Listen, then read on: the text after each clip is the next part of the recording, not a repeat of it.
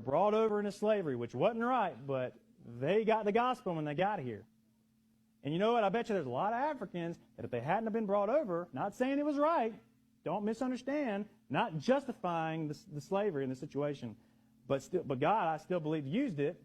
And now I'm sure there's a lot of Africans that got the gospel, and they're in heaven right now because they got the gospel.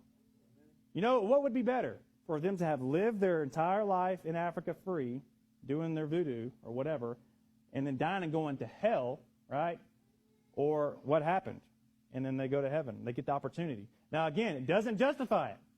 The ends do not justify the means, but this is how God works. This is what God does in the Bible.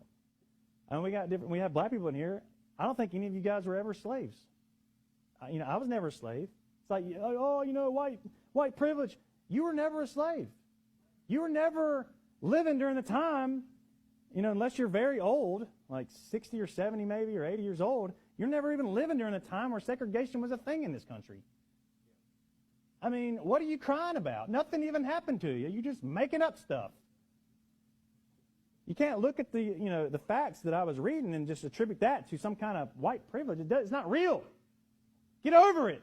Quit having all the excuses. Why don't you take some responsibility for your choices, be content with whatever situation you were born into, and make the most of it. God's not limited to your situation. He can do above what we ask or think.